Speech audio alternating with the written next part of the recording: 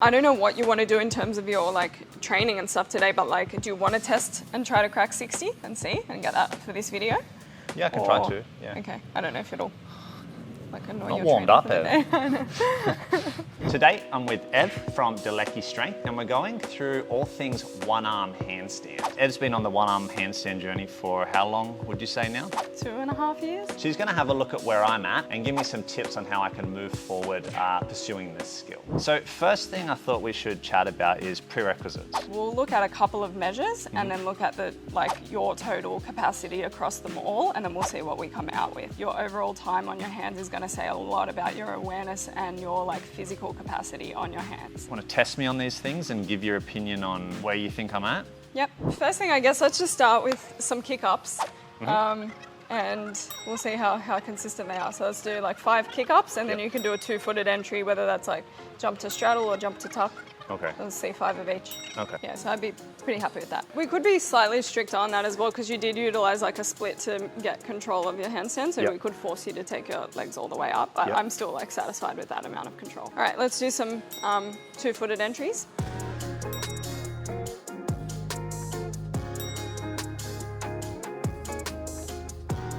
Nice. Okay, so we got 100% success rate so far, so pretty good. Let's test a really long hold. This could be a perfect opportunity for you to crack that 60. I know you haven't got it recently. We'll see if this is your glory moment for a PB.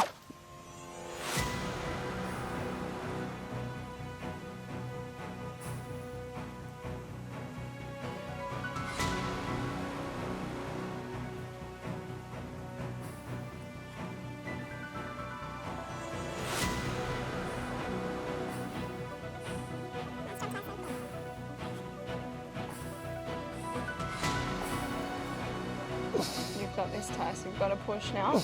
Come on, come on. What'd I get?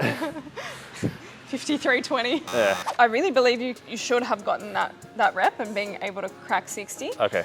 You're so strict on keeping like such a straight shape, you weren't actually allowing yourself to have a correction. Okay. If you just had like a little bit of a soft elbow bend to press yourself back up, you would have nailed that. Okay. So why did you not utilize that?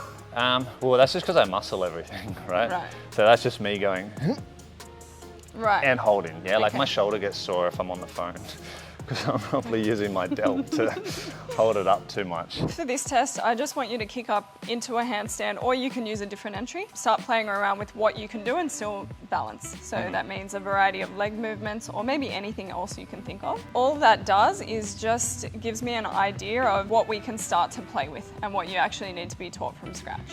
Okay.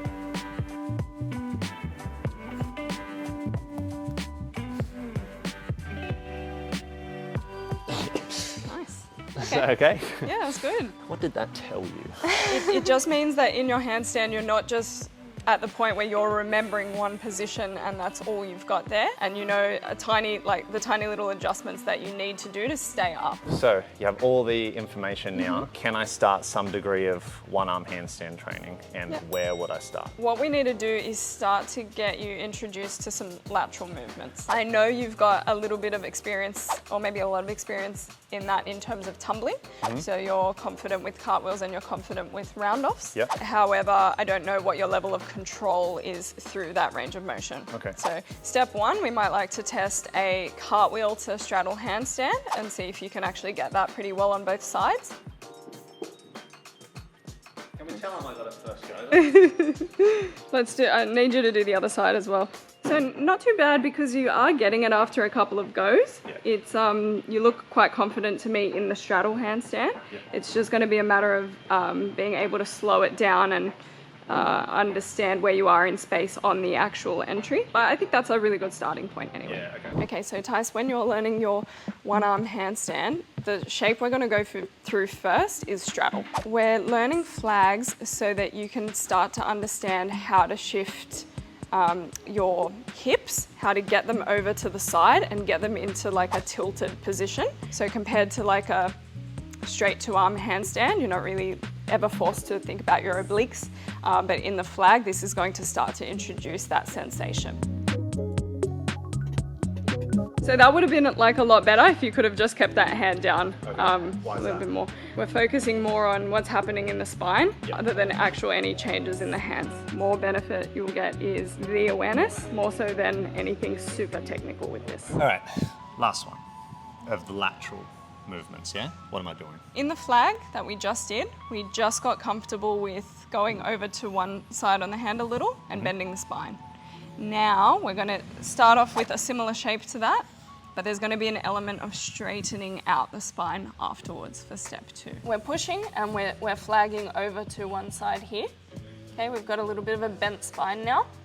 And as we elevate in the left shoulder, we're going to be straightening out the spine a little. I have seen you do this before. You're saying when you go light on the fingers here, nothing else changes on this side, right? Because people usually make a compensation. Yeah, nothing Where, like- changes on this side. Yep. People normally go Right. that. Okay, start to shift some weight over to your chosen side. Yeah, a little bit of flagging. Okay, good. All right, now you're going to push as hard as you can in elevation on that right side. Soften the elbow a little bit to come up onto your fingertips. Keep pushing through the right side.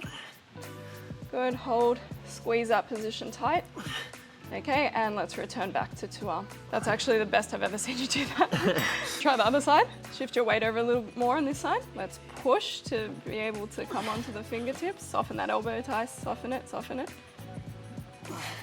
How did I go keeping not pulling the shoulder up? That was good. That was okay? Good. Yeah, I think because you've done it once, you already knew, and that was great. Yep. All right, anything else to say about this one specifically before we kind of talk about next thing? It just requires a lot of conditioning. Okay, Yeah, just doing that a lot. doing that a lot. Yeah. Okay. Let's just briefly touch on time Yep. and consistency for training. Yep. Because I don't think you could say, I'm going to smash training and get it in 6 weeks. I don't think you could say, I'm going to train one-arm handstand once a week and make Yeah. much progress. Yeah. What's been your experience with it? I guess that's the main thing you can, because there's like variables, but what would Yeah. you say? Time, consistency. Yeah, I think this is such a high-level technical skill that it requires quite a lot of attention each week. So I think, say, if you were going closest to gold standard, you would be training it 5 days a week for 90 to 2-hour sessions. Wow. Yeah. That's not going to overtrain. It could, but that's where I think you just need to be a little bit flexible. Maybe then you would, if you are sensing that you're going to overtrain, you would then peel it back to the 4 sessions or deload the volume a little bit. Okay. But I think with that kind of training load, you would get it in a reasonable amount of time, maybe for your motivation. So say if your timeline is like 2 years or 18 months or something like that, and I am basing that off you who has a training history. So if someone was just learning their 2-arm now and wanted it in that time frame, I don't think that would happen either. And to tie it into my personal experience, I'm the example of I haven't been super consistent, and that's why it's taking me longer. But I do feel like I'm making decent progress with my positions. I'm unlocking new milestones, but my training consists of like 3 90-minute sessions a week, and then I do miss sessions as well. Yeah. And that's why at 2.5 years, I'm still not where I would like to be, but that's just how it is when you're super busy and it's not Yeah. happening. So if you liked the video, guys, please like and comment down below. I don't actually usually say that, but I'm saying it for the reason that this is just a part 1, or it can just be a part 1 to the series. I don't want to disrespect... I don't want to Raggy. I don't want to disrespect the one-arm handstand as the complex skill that it is. It's not something you can summarize in one video and then just use that for reference for the rest of your one-arm handstand training. So if you want us to delve into it a little bit deeper, let us know and we can do a part 2 for the video.